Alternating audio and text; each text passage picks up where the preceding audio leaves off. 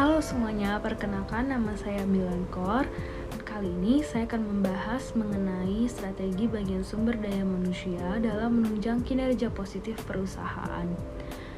Sebelum kita masuk ke strateginya, kira-kira kinerja positif itu apa sih? Kinerja yang positif mengacu pada pencapaian tujuan, standar, atau ekspektasi dengan cara yang efektif dan efisien dalam konteks tertentu. Secara umum, kinerja yang positif dapat diidentifikasikan dengan beberapa karakteristik utama. Yang pertama adalah pencapaian tujuan. Karyawan atau tim berhasil mencapai atau bahkan melebihi tujuan yang telah ditetapkan oleh perusahaan atau unit kerja mereka. Ini mencakup pencapaian target penjualan, produksi, keuangan, atau lainnya. Yang kedua adalah kualitas kerja. Kinerja yang positif tidak hanya melibatkan pencapaian target secara kuantitatif, tetapi juga mencakup kualitas hasil kerja. Hasil kerja yang berkualitas tinggi menunjukkan bahwa pekerjaan diselesaikan dengan baik, sesuai dengan standar yang ditetapkan. Yang ketiga adalah konsistensi. Karyawan atau tim menunjukkan konsistensi dalam mencapai hasil yang baik dari waktu ke waktu. Ini menunjukkan bahwa kinerja positif bukan hanya hasil kebetulan atau situasi tertentu, tetapi merupakan pola yang dapat diandalkan. Yang keempat adalah inisiatif dan kreativitas. Selain mencapai target yang ditetapkan, kinerja yang positif juga mencakup kemampuan untuk mengambil inisiatif, berinovasi, dan menunjukkan solusi baru untuk menghadapi tantangan atau kesempatan yang muncul. Yang kelima adalah kerja tim. Kinerja yang positif seringkali ditunjukkan oleh kemampuan untuk bekerja yang efektif dalam tim. Ini mencakup kolaborasi yang baik, komunikasi yang terbuka, dan kontribusi yang berarti terhadap tujuan bersama. Yang keenam adalah pengembangan diri. Karyawan yang menunjukkan kinerja positif juga cenderung berusaha untuk terus mengembangkan keterampilan dan kompetensi mereka. Mereka mungkin mengambil peluang untuk pelatihan atau pendidikan tambah guna meningkatkan kemampuan mereka. Lalu yang ketujuh adalah dampak positif. Kinerja yang positif tidak hanya menguntungkan individu atau tim, tetapi juga memberikan dampak positif terhadap perusahaan secara keseluruhan. Ini dapat berupa peningkatan kepuasan pelanggan, penghematan biaya, atau peningkatan reputasi perusahaan. Dengan demikian, kinerja yang positif bukan hanya tentang mencapai target atau angka tertentu, tetapi juga mencakup aspek-aspek seperti kualitas, konsistensi, inisiatif, kerja tim, dan dampak yang luas terhadap organisasi. Hal ini penting untuk dibangun dan dipelihara dalam setiap tingkat organisasi untuk mencapai tujuan jangka panjang dan keberlanjutan. Strategi bagian sumber daya manusia atau SDM dalam menunjang kinerja perusahaan positif adalah kunci untuk menciptakan lingkungan kerja yang produktif, berdaya saing, dan berkelanjutan. Berikut adalah beberapa strategi yang dapat digunakan oleh Departemen SDM untuk mencapai tujuan. Yang pertama adalah rekrutmen dan seleksi yang efektif. Identifikasi kebutuhan. SDM harus bekerja sama dengan manajemen untuk memahami kebutuhan spesifik perusahaan dalam hal bakat dan keterampilan.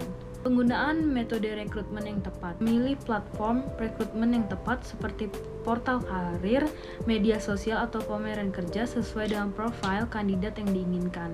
Seleksi yang ketat. Proses seleksi yang komprehensif dan objektif untuk memastikan bahwa karyawan yang direkrut memenuhi persyaratan kualitatif dan kuantitatif.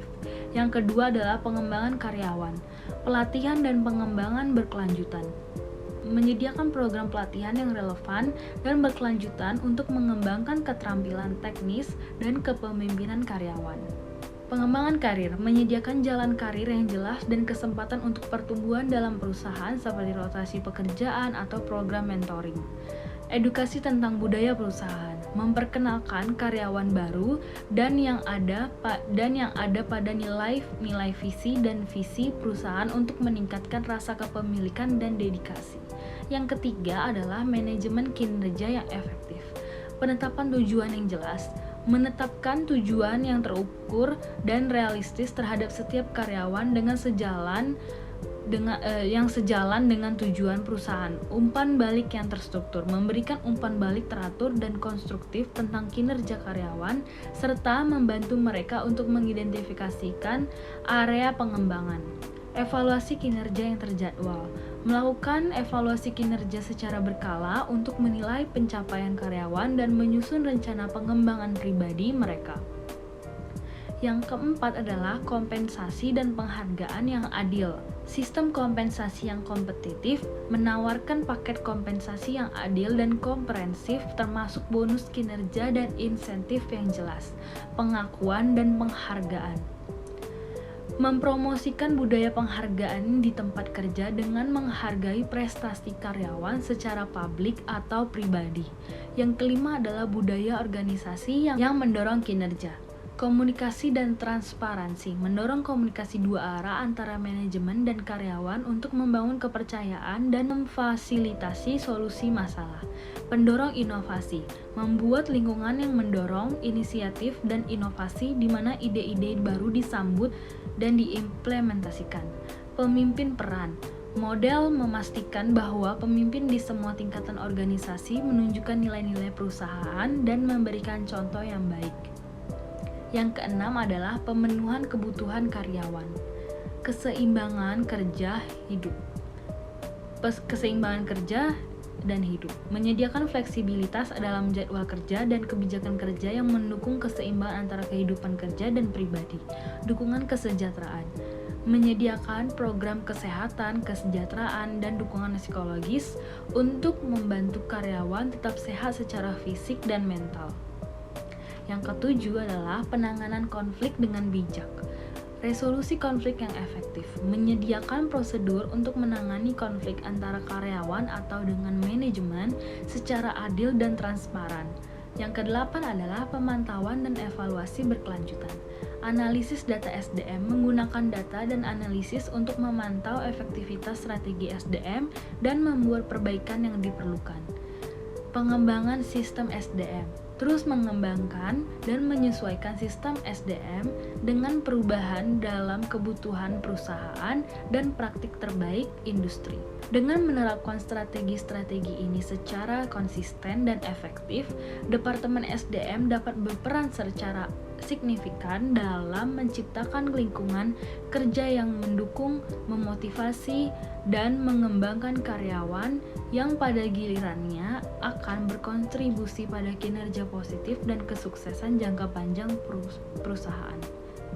Kinerja yang positif dalam konteks perusahaan dapat memiliki berbagai dampak yang signifikan, antara lain yang pertama adalah peningkatan produktivitas karyawan yang merasa termotivasi dan terlibat cenderung lebih produktif dalam pekerjaan mereka.